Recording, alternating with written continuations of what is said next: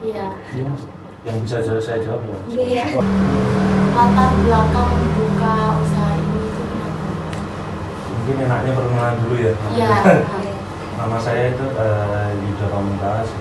Saya selaku pemilik dari Pisang Pamungkas, usaha Pisang Pamungkas. Untuk latar belakang pendidikan saya sarjana ilmu politik, memang nggak ada usaha, dia terprosok lah saya. Jadi kalau dibilang hanya untuk latar belakangnya ya, sebenarnya Pisang Pamungkas itu awalnya idenya untuk usaha coba-coba apa ya sambilan yang bisa kita bisa menghasilkan untuk kebutuhan kecil-kecilan aja, dan pokok ya, bayar listrik, bayar wifi gitu-gitu aja. Jadi memang idenya nggak menjadikan usaha ini besar ya. Untung 50.000 per hari itu sudah cukup, saya pikir seperti itu. Ya itulah terbelakangnya cuman di sampingan aja untuk penghasilan sampingan, dan memang tidak direncanakan menjadi usaha yang besar. Tahu ini cabangnya ada berapa? Cabangnya ada 3, yang ini yang pertama, terus yang kedua itu di Condong Jatuh, di Jalan Kasih, sama di Jalan Parangtritis. Terus setiap outlet setiap ini ada berapa pegawai?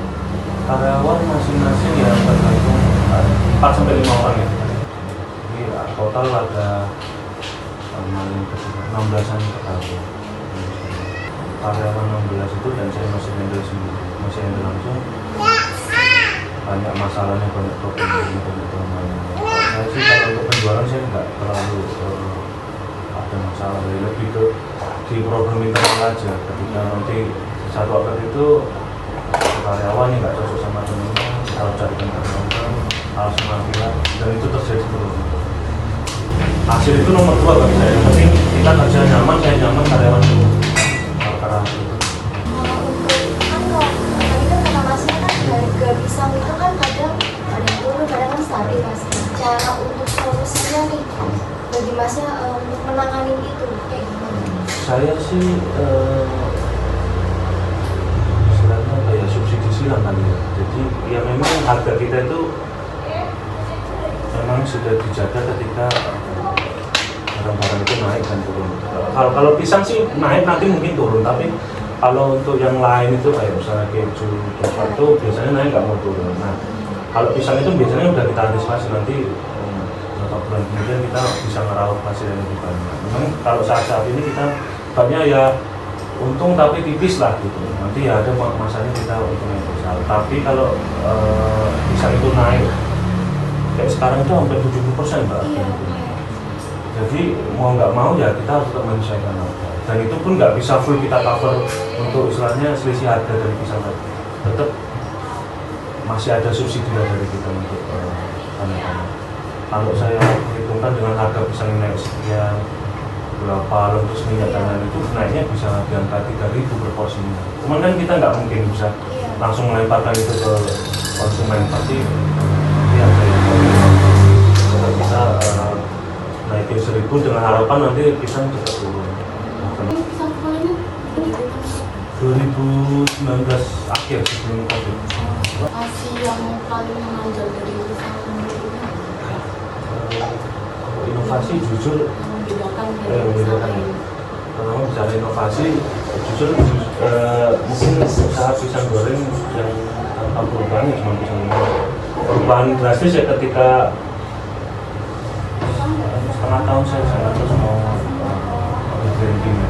Dalam artian dari nama, logo, sampai kemasan itu saya branding. Itu aja sih untuk perubahannya. Namun untuk dari awal rasa, bentuk itu olahannya tetap sama seperti itu.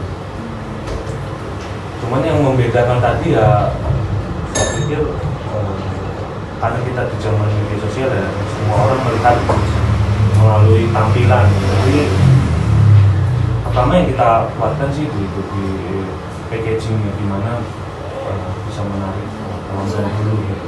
Kita dengan konsep tadi, saya pikir namanya udah bisa ngomong, mungkin kalau orang Jawa tahu. Nah, dia sering terus namanya dari nama udah Jawa, terus dari logo juga saya identikan dengan Jawa. Kalau boleh tahu per hari setiap outlet itu jualannya laku berapa porsinya. ya berapa per bulan. Kalau bulan puasa ya, kalau bulan puasa itu cenderungnya menurun karena untuk waktu makan kan pendek. Iya. Kalau normalnya bulan sebelum puasa itu ya sekitar 500 sampai 600 porsi untuk outlet ya. Iya. Kalau untuk pisangnya itu kalau di sini tuh ada suppliernya sendiri atau ada kebun gitu mas? Kalau pisang sih kita pakai supplier. Apa supplier? Ya, karena untuk mengembangkan sendiri mungkin butuh lahan yang berbeda. Iya. Satu pisang kan satu pohon satu buah. Itu dari Tulungagung, Jawa Timur. Oh, dari Jawa Timur. Iya, dari Jawa Timur. Kalau untuk satu porsinya itu kan dibesek ya mas ya? Hmm. Itu biasanya tuh berapa biji gitu mas? Pisangnya? Satu lirangnya ya? Kebutuhannya. Iya. Kalau pisang tanduk itu gampangnya per kilo ya. Pabrik jualnya per kilo. Per kilo itu ya rata-rata sih 3 sampai 4 biji. Nah, kalau satu porsi itu ya 1 sampai 1,5 biji. Nah, tapi normalnya ukurannya satu porsi satu pisang. Untuk kayak tepung, kayak kan ada kayak tepung terigu sama padat kan mas?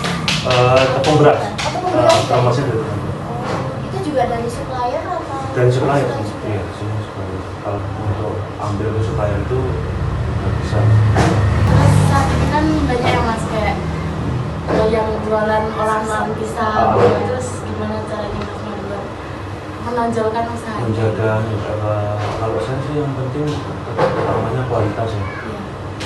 Karena kita produk kita kuliner otomatis ya, yang menentukan itu kualitas juga pertama. Kualitas juga selalu kita jaga, terutama itu. Kedua kadang meskipun kualitas kita baik, namanya komplain itu tetap ada kesalahan dari karyawan. Dan itu tetap kita manajemen untuk komplain itu gimana. Misalnya yang paling sering itu salah orderan dalam artian karyawan saling raminya salah masukin ke sana. Itu biasanya langsung ketika kita komplain langsung saat itu juga kita ganti, kita angkat ke rumah. Itu selain kualitas ya pelayanan gitu makanya. Apalagi zaman sekarang orang gampang banget ya untuk menjatuhkan usaha orang Iya. menyebarkan di sosmed atau nge-rating buruk gitu. Itu terjadi karena apa ya? Nggak bisa manajemen tadi komplain itu. Jadi kalau kita selalu itu bahkan tiap hari masih sering ada. Tapi mau nggak mau kita harus ganti. Selalu. Kalau strategi pemasaran yang paling aktual itu yang konten atau udah ada? Kalau media penjualan ya itu mungkin ya online atau offline itu sebenarnya sama aja ya. Kalau desain sama aja. Cuman kalau di marketingnya mungkin kemudian pemasarannya pisang kemul itu yang paling efektif ya zaman sekarang ya melalui sosial media. Pertama ya endorsement saya itu 2 kali kan nggak salah tahun 2020 sama 2021 kan kita coba muncul itu bayar untuk program misalnya ya, sekian juta gitu nanti mereka ambil. Tapi selebihnya sampai saat ini ya murni dari konten-konten pelanggan itu yang sukarela mereka meliput terus review terus tahu-tahu viral. Pisang kemul ini media sosialnya hanya Ada sih Instagram, TikTok ada, cuman nggak aktif. Kalau yang aktif di Instagram yang ada adminnya sendiri. Terus dari tahun 2019 ini tantangan untuk pisang bagaimana? Tantangannya ya pertama itu di musim ya.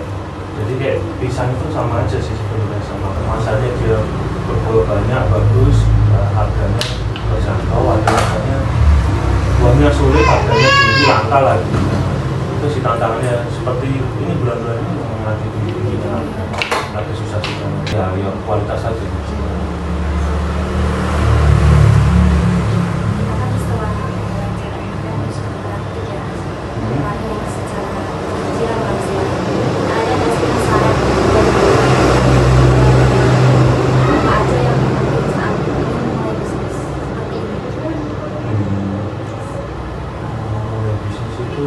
Utamanya ya jangan malu ya. Apalagi saya dulu awalnya di lingkungan orang tua kan gimana anaknya kuliah tinggi-tinggi kok. Nah, kalau kita memang konsisten bisa membuktikan dan saya goalsnya bukan jadi tukang bisa usaha, yaitu yang kita bisa fokus. Ya awalnya memang mau nggak mau semua itu harus pegang sendiri, dorong berobat sendiri. Tapi itu yang bagian dari proses. Asalkan tadi kita bisa menjaga kualitas, tetap kayak misalnya produk kita harus riset yang terbaik. Kita coba yang hasilnya rasa yang terbaik. Otomatis itu nanti itu nggak ada namanya hasil itu nanti usaha. Gitu lah. Ya itu tadi jangan gengsi ya. Riset produk itu penting, apalagi sekarang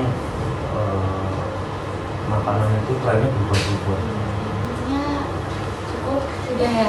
Ya nanti kalau ada yang kurang di WA aja nggak apa-apa, ada yang kelewat. Terima kasih Mas sudah berbagi ilmu pada kita. Ya, sama-sama. Meluangkan waktu. Iya, meluangkan waktu. Mohon maaf mengganggu Oh, enggak. waktunya. Are you